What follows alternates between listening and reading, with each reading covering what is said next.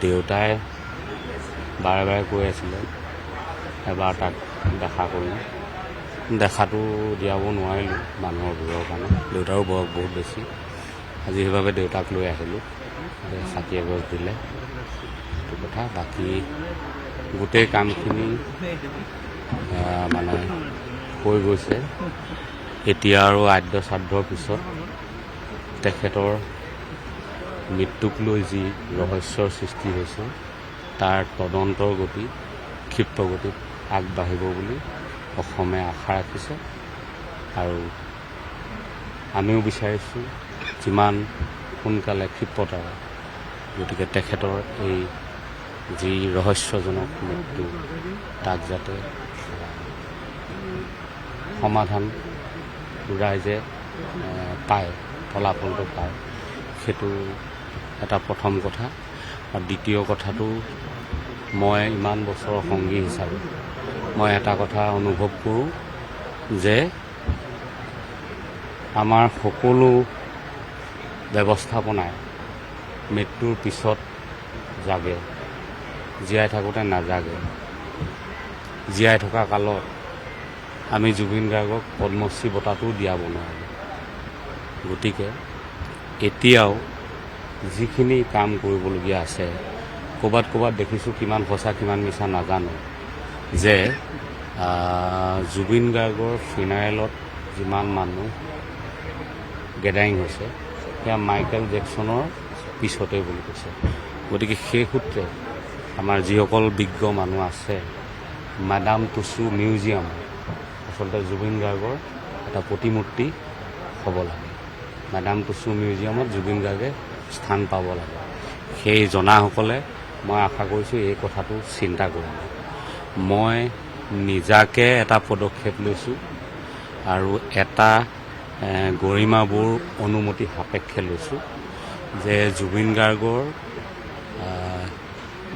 যি ৰাইজে মৰম হিচাপে যিমানবোৰ গামোচা বা প্ৰতিটো জাতি জনগোষ্ঠীৰ গামোচা দিছিলে, তাক এখন বৃহৎ চিলা নিৰ্মাণ কৰি আমি ভাবিছোঁ যে আমাৰ যিটো লাচিত ঘাট বা কছাৰী ঘাটত যিমান দিনলৈকে গামোচাবোৰ ঠিক হৈ থাকে আৰু এইখিনি গামোচাটো তেখেতৰ প্ৰস্তাৱিত মিউজিয়ামৰ কাৰণে থৈ দিয়া হ'ব।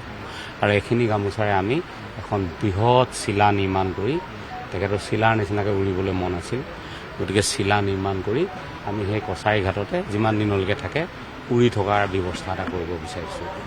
এই দুটা প্ৰাৰম্ভিক কথা। খাদ্য শ্ৰাদ্ধ হৈ যাওক, তাৰপিছতে তদন্তৰ গতি ক্ষিপ্ৰতৰ হ'ব বুলি আমি আশা কৰোঁ। ভাল কথা। বেয়া পাবলগীয়া কোনোবা অসমীয়া আছে বুলি মইতো নাভাবোঁ। পৰিয়ালৰ মানুহকেইজনৰ বাহিৰে এই সিদ্ধান্তটো বেয়া পাবলগীয়া কোনোবা আছে বুলিতো মই নাভাবোঁ। আৰু শ্যামকানু মহন্ত এতিয়া ধৰক ক'ত আছে এতিয়াও সঠিককৈ গম নাপায়। এতিয়া তেওঁ বেলেগ বেলেগ দেশত ঘূৰি ফুৰিব নোৱাৰে, ভিছাতে কেঞ্চেল হ'ব নাপায়। তেওঁ এই কথাখিনিৰ কাৰণে এইবোৰ চব চৰকাৰী পদক্ষেপ। চৰকাৰখন ৰাইজৰ ইচ্ছা অনিচ্ছাৰ, ৰাইজৰ ইচ্ছাৰ বিৰুদ্ধে কেতিয়াও যাব নোৱাৰে, আৰু গ'লে আমি চৰকাৰক জবাবদিহি নকৰিম জানো। গতিকে এতিয়া মানুহবোৰ সকলো দেখিছেই নহয়, আজি 5 দিন, আজি 6 দিন কোনো মন্ত্ৰী, MLA, কোনো আৰক্ষী বিষয়া, কোনো সুস্থিৰে থাকিবলৈ পোৱা নাই, শুবলৈ পোৱা নাই, খাবলৈ পোৱা নাই। গতিকে মই ভাবোঁ যে আদ্য শ্ৰাদ্ধৰ পাছত এই কামবোৰ ক্ষিপ্ৰতাৰে আগবাঢ়িব। গতিকে আগবাঢ়ক, তাৰে কামনা কৰিছোঁ। আৰু দোষী কোনো কাৰণতে সাৰি যাবলৈ দিয়া নহ'ব। আৰু চৰকাৰলৈ খালি এটা মই আজি কৈ থৈছোঁ যে যিটো এনকুৱাৰী হ'ব তাত দুটা এংগুলৰে এনকুৱাৰীটো কৰিব লাগিব, দুই ধৰণে কৰিব লাগিব। এটা হ'ল যে জুবিন গাৰ্গ ডাঙৰীয়াক কিবা কনস্পিৰেচি হ'ল নে এক্সিডেণ্ট হ'ল, তাৰ পুংখানুপুংখ যিটো পষ্টমৰ্টেম ৰিপৰ্টৰ পাছত, তাৰ ফৰেঞ্চিক ৰিপৰ্টৰ পাছত, ছিংগাপুৰত কৰা ৰিপৰ্টৰ পাছত যিখিনি কথা পোহৰলৈ আহিব সেইখিনি তদন্ত। আৰু দ্বিতীয় কথাটো হ'ল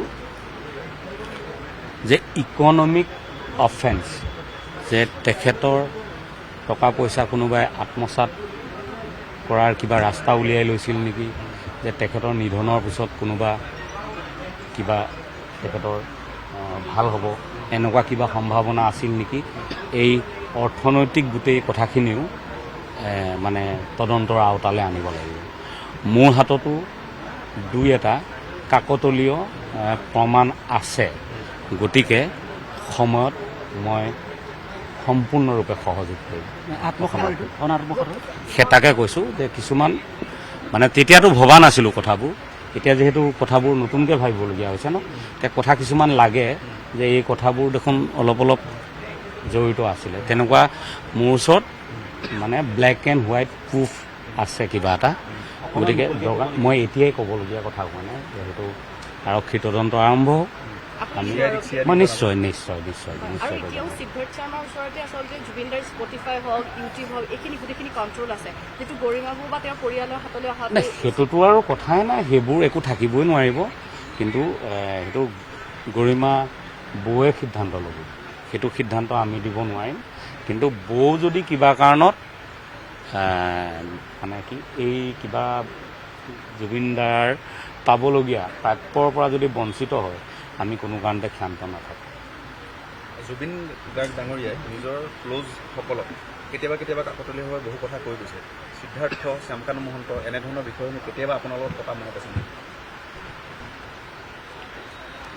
জুবিনদা আৰু মোৰ বহু কথাই পতা হৈছে আছে বহু কথা আছে কিন্তু সকলো কথাটো আৰু দৰকাৰী নহয় বহু কথা আছে ইমান বৰ্ণময় এটা জীৱন ইমান ডাঙৰ পৰিক্ৰমা গতিকে বহু কথাই আছে কিন্তু কম আজি আৰু ক'বলৈ মন যোৱা নাই কিন্তু এটা কথা কৈছোঁ ইকনমিক যিটো কথা ক'লোঁ তাৰ এটা প্ৰমাণ মোৰ ওচৰত আছে আপুনি বিচৰা বাতৰি পাব কেৱল নিউজ 18 এপত নিউজ 18 এপ ডাউনলোড কৰিবলৈ স্কেন কৰক এই QR কোড গুগল প্লে ষ্টৰতো পাব এই নিউজ 18 এপ